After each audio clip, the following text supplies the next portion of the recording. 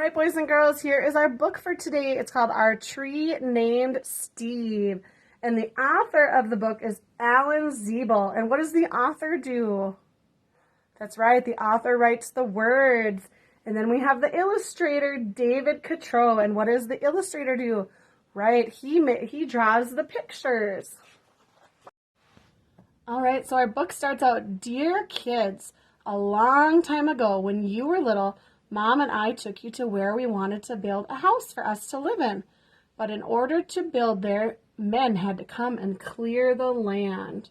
Clear the land means they needed to come and take all the trees out so they had room to build the house. I remember there was one tree, however, that the three of you couldn't stop staring at. Adam thought it was crying. Lindsay said it looked nervous. And Sari, who was only 2 years old, couldn't pronounce the word tree and called it Steve. I love you, Steve, she kept saying. And then Adam and Lindsay started saying it. And before too long, Mom and I got the hint and asked the builder to please save Steve. The day we moved in, Steve was there to greet us. That means Steve was there to say, hello.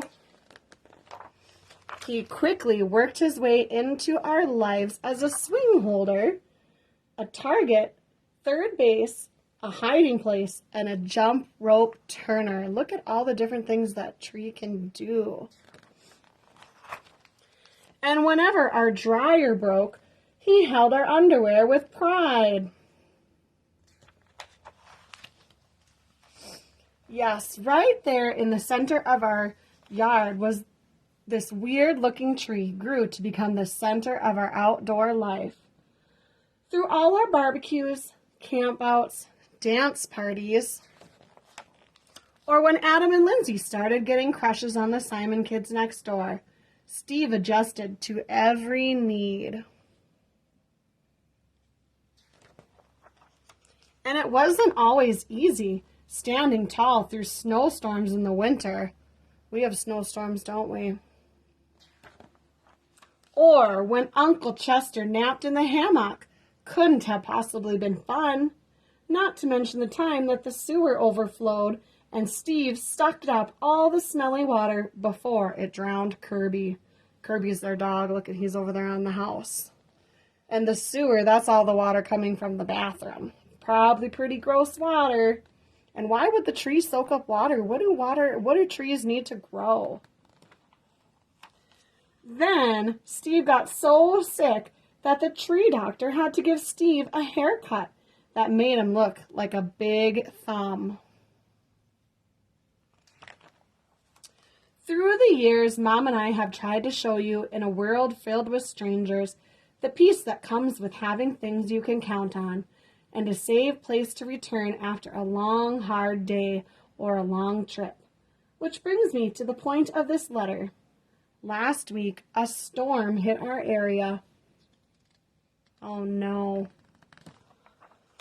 And though we spared Steve's life a long time ago, so spared means they saved the tree's life a long time ago, what happened now? Look at poor Steve. He got knocked over in the storm. And they said this time we couldn't save him.